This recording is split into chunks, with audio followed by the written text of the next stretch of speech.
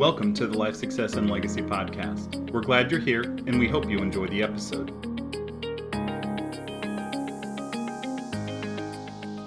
Hey, everybody, we want to welcome you back to the next episode of the Life Success Legacy Podcast. We've got three of us today. Our friend Mike Kwong is across the puddle. He's on his way home right now as we speak. He's traveling back. Oh, yeah. Okay. So he was representing the Life Success Legacy team at an awards trip. So he and Pay are having a great time. We'll be excited to get him back into the fold for sure. But I'm Chris Bay and joined by Mike Everett, the founder of Life Success and Legacy, and Mike Crawford, the brains behind the whole operation. That's perfect. Oh, no. How are you, gentlemen? We're doing great. Good. Hey, when we do our coaching, whether it's with one-on-one with clients or it's during boot camps or webinars, a common refrain, in fact, people probably get tired of hearing us say it, is talking about Nelson's principles. What we want to do today is talk about those principles again, but then we're going to focus in on one specific principle. Okay. Mike Everett, who was mentored and knew Nelson well, got to follow him around and hear him teach. Oh, man. And we would ask him questions. I remember we were sitting in Mike Everett's basement one day and we're going through becoming your own banker, and we had a question, and Mike says, well, let's just call Nelson. Now we need like some kind of AI Nelson that we can just ask Nelson. And they're actually working on that as we speak. Pretty cool use of AI for sure. Cool. Mike Everett, will you kind of set us up here with Nelson's principles and why they are so important, and then we'll start to dig into one of them specifically. Well, that's funny. We talk about these all the time. In fact, I say in the webinar and then in the boot camp that these 5 principles are in play all the time. Number one, you got to think long term. We are thinking generationally. We're thinking down the road. And if somebody can't think long term, IBC is not for them. Number 2, you got to capitalize generously. If you want a little out of it, put a little into it. If you want a lot out of it, put a lot into it. Number 3, don't steal from your system. If you utilize your system, put it back. It's pretty simple. Number 4 is don't do business with banks. And there's a misconception there that we're going to talk about here in a second. And number 5 is rethink your thinking.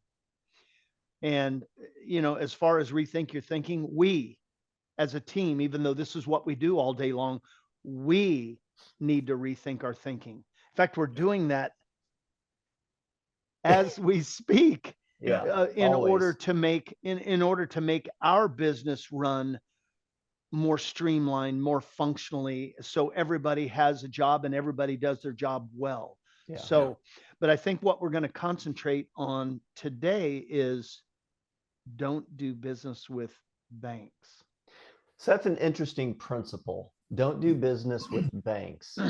And it's a common question that we get from clients all the time, right? So Mike Crawford, like you meeting with clients and those, what kind of questions do they ask you? I just was working with a potential client the other day, and they've read Nelson's book, and they're a little jazzed up, which is good, and trying to figure out how this whole thing works. I've been there, done that. But they did ask, they had a whole list of questions, and one of them was about not doing business with banks. And in the book, Nelson does say you're going to have a bank account and all this stuff. And I said, well, look, I said, it is a much deeper, like fundamental mindset that Nelson was aiming for there. And, I think it is one of those questions that when people ask it, I'm always happy that they've dove deep. But I also want to caution them on overthinking it, because this isn't really the most like profound portion of Nelson's book. It is something, though, that because of the way we were raised, what our parents did, what our peers and neighbors are doing, when you read something about not doing business with banks, that kind of throws up that little red flag in your brain and goes, hey, what's happening? So Everett, can you lay out a little bit of the thinking of Nelson, and why do you think he included "don't do business with banks" as one of his principles? Where does that come from? Well, if you think historically, and I'm just going to think, I'm going to think a, a while ago. Um, in 1913, when the income tax law came into being, that's when things started to really go haywire, even though it was happening even before then. It was happening before then. But yet, if you think about banks and what they do, um, fractional reserve banking. So that means that and I'm thinking is something that Crawford just said, our parents, our grandparents, our great grandparents, Mhm. when they got paid, where did they put their money? They put it in the bank. Yeah. Now, what does the bank do with our deposits? They loan them out. Put them to work. Okay, so this will just, and I'm going to probably say some things that's going to rub a couple people wrong, which is fine with me, really, to be honest with you. But the government and the banks are in cahoots together. There's no question about it, because the government said that the banks, when they got our deposits, what could they do with them? They could actually go out and put them to work. But what they do is, we put $1 in the bank, and then what they do is they fractionally separate all that, and they can loan out $10. Okay, so Nelson used to always say, so you put 1 in and they loan out 10. Where did the 9 come from? Yeah. Thin air. So you think about this, the government said the banks could do this. And I remember Nelson would get pretty worked up over this all the time. This is why he was a part of like the Mises Institute and the Austrian economics think tanks. I mean, and if you go back into the book recommendations in the back of Nelson's book, there are a ton of books on Austrian economics. Yeah. And there's a number of Nelson Nash Institute practitioners that are really focused on the whole idea of Austrian economics, which is great. That is not really one of our focuses, but yet, if you think about this, the Austrians said, you shouldn't be able to do this. Because if you and I had $1 and we started messing around with 10 and they didn't know where we got the 9, guess where we're going? We're going to jail. Yeah. But yet the banks can do this. So that there is some kind of under the table things going on. And I'll use an example. Nelson used to say you'd see an iceberg and you only see the stuff that's above the water. Well, what's going on underneath the water? There's way, way, way more of the iceberg underneath there. So that's exactly what's going on in the financial world with the government and the banks. Well, and I mean, banking in our country is tied back to the very first Continental Congress, when they were trying to figure out how to fund the war to get away from the British, and the stuff that kind of transpired after that, where we created the central bank system, was all tied in with like government controlling how the banking system functions. And again, I'm not getting into the politics of it, but my point is that as a nation, I think it has been quite ingrained in our history that banks and government are, syncopated in some way, or go hand in hand. And I think that with Nelson, they wrote the book how privatized banking really works. Yeah. When the Nelson Nash Institute released that book years and years ago, that book was really to highlight the flaws within the Keynesian economic system that we live under. And it just fuels this whole statement of don't do business with banks. It was just this underlying, deeply rooted principle that Nelson felt such passion for, because he felt that privatized banking was the much more reasonable economic model to look for. And we know that there's a relationship with that when Mike Everett talks about fractional reserve banking, that there's a relationship there when you're loaning out dollars that don't exist, that came from thin air. There's a relationship there with inflation, right? The value of the dollar is then decreased. And so that explains some of that reasons why the dollar is becoming less and less. Go ahead, Mike. So I'm going to throw out a few names so people can go do their own research. Ludwig von Mises, Henry Hazlitt, Murray Rothbard, Thomas DiLorenzo. These are guys who are all a part of the Mises Institute in Auburn, Alabama. These guys have written very clearly about the flaws, about the mess ups that have really taken place in our financial world. And if you just think about it personally, and Nelson used to always say, let's bring this down to the you and me level. If you and I even thought about doing some of the stuff that the banks would do, we're locked up for life. and so part of what we're trying to do is we're trying to set the prisoners free in their financial journey. And if you think about it, and I'm going to touch on it again, what Crawford said earlier, what did we get taught to do? We got taught to borrow money for a car. We got taught to borrow money for colleges. We got taught to borrow money for houses. We got taught to borrow money for everything. And now we've got credit cards that have $20,000, $40,000, $50,000 worth of credit limit. And we're wondering why our world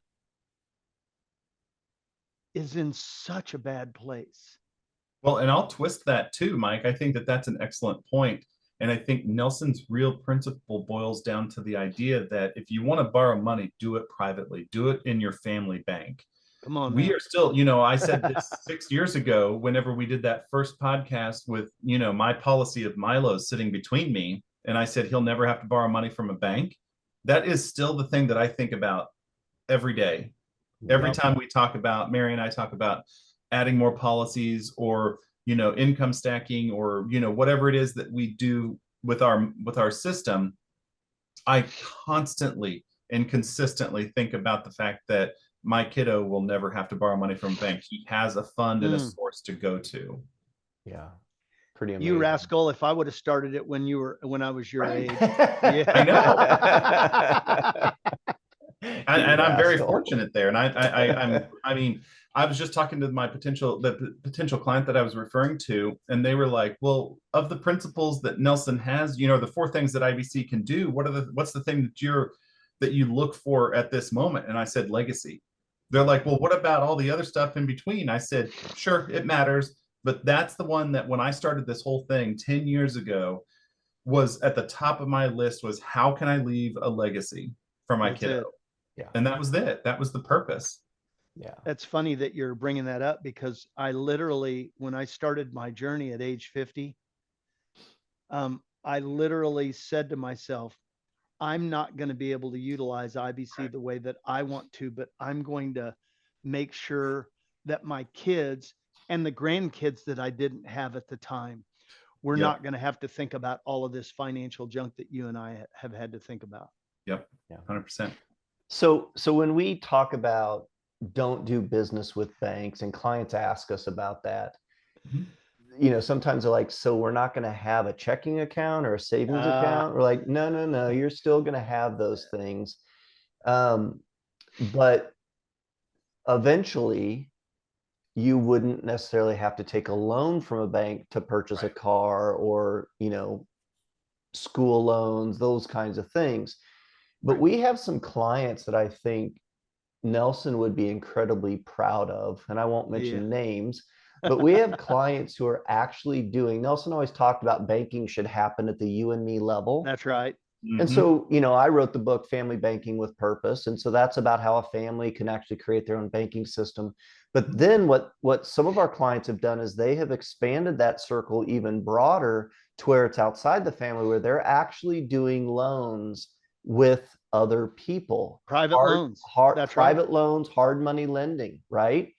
And at first it made me nervous, but I had to rethink my thinking.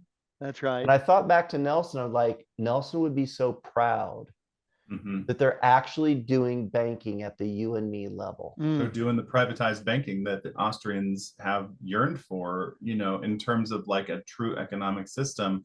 And it goes back to the story you used to tell all the time, Chris, back in original boot camp days, in yesteryear, at Lawrence Country Club, about that community outside of Tulsa in Oklahoma, where they kept all of their money inside of the system and they privatized all of their banking internally. They bought from the local grocer. They went to the local dentist and doctors. The lawyer was in town. Like everything stayed inside of their bubble in their community. And they were one of the wealthiest communities in the country. Yeah. Yeah. And it just is that's a larger scale than than what some of our clients are doing, because it was an entire community of people. And I think that's what they want to get to. But like right now, like it's just I think it's just so impressive what some of them are doing in order to create this privatized banking that Nelson spoke about so passionately. So I'm going to bring this back just a little bit, because we have stories upon stories upon stories about people, how they have stopped doing business with banks. Mm-hmm. So principle number 4, don't do business with banks. You are still going to have a checking and or savings account, but Nelson used to call them a pass-through. It's going to sit there for a minute and a half or 2 minutes, and then you're going to disperse it into either IBC or private money lending or something that you are in 100% control. Because when you park your money in your bank account, is it really under your control? Mm-hmm. It is not. It is not safe either. So what we're trying to do is get people to completely understand we're just using the checking and savings account. And it's funny. I'm thinking about me personally. I have 4 accounts, more than I've ever had in my life. As a business, we have 6 accounts, but we've got to have a place to put money here for a minute, and then it comes over here for a minute, and then it gets dispersed to where we need it to be. Keep trying to keep it basic. And it actually leads, you just made me think of something. It leads to the 5th principle of rethink your thinking. We're running into a situation, I'll just say this and then we can tie a bow on this, but it's causing us, as we work with our CPAs, to talk about rethink our thinking. Because, for example, if you own a business and you're having it valued, right? You're doing an evaluation of your business and you have used the concept of IBC. And so you're storing your capital inside life insurance policies like that. Well, a CPA in their normal profit and loss analysis, they're not going to look at that as capital, as profit, right? So that rethinking your thinking, it plays over and over and over again. Yeah, it does. Good stuff. So hopefully to our listeners that that conversation, number 1, about a reminder of Nelson's principles, the 5 principles that are always in play, as Mike said. Yep. And then focusing on the 4th one, don't do business with banks, and unpacking what Nelson meant by that and why. What is his history? What was his thought process? And why was that such an important thing for him to list as a principle? So thanks, gentlemen. Great discussion as always. To our listeners, check us out at lifesuccesslegacy.com. We have lots of podcasts. Check out our websites. We've got some upcoming boot camps. We've got a couple of live ones coming up, one actually in Hawaii, and then in the fall in September, we're going to do a live boot camp back in Lawrence, America, the OG of boot camps back at Lawrence. Yeah, in fact, I've already talked to a couple of, even some guys up in Cleveland. Yeah, nice. Our guys up in Cleveland are thinking about coming down, and I told them, I said, we haven't even kind of thrown this out yet, but let's do it on the podcast. Make it live. Well, Linda and I have even discussed, because our boot camp will be on Saturday. If people come in a day ahead of time, we're thinking about having a big barbecue out at our house. Oh, that'd be fun. And That'd be so fun. September 6th, it's still warm. You're going to need to bring your swimsuit. I'm just That's saying. right. I'm just saying. You'll be doing some of those backflips off the Oh, off the come on side. now. I may have There to you build go. up. I may have to build up a bigger deal. Mhm. All right, guys. Thanks so much. To our listeners, we'll catch you next time on our Life Success Legacy podcast. Thanks so much.